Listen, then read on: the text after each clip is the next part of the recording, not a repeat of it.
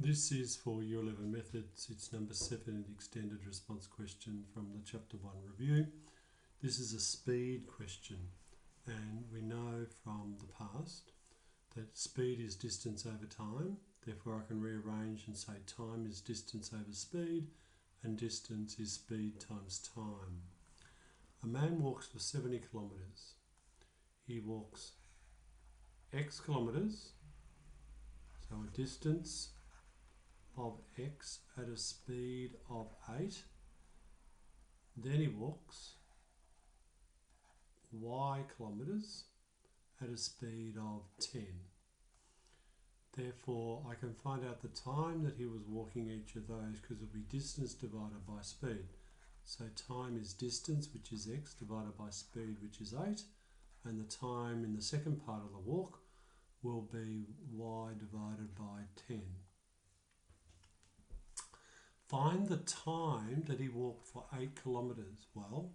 That he walked for 8 kilometres. This is when he walked at 8 kilometres per hour, and the time will be x on 8, and find the time that he walked for 10 kilometres, and that will be y divided by 10.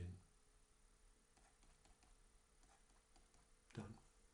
Part B, find his average speed. Average speed is the distance travelled divided by the time.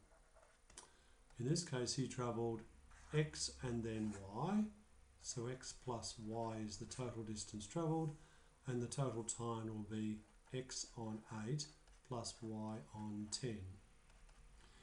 Now that's the same as having x plus y on top of, I'll get a lowest common denominator of 80. This one needs to be multiplied by 10, so 10x plus 8y. And then if I flip the bottom denominator and multiply, the 80 will end up on top. So 80 times x plus y over 10x plus 8y can be an expression for the average speed.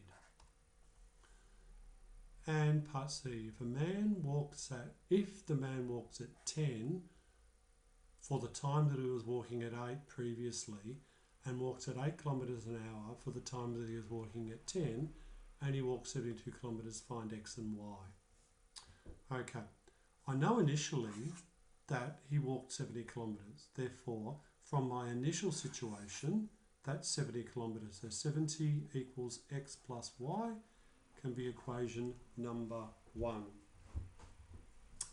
Equation number 2 comes from this circumstance. So now he's walking 72 kilometres, and the distance that he walks here is speed times time.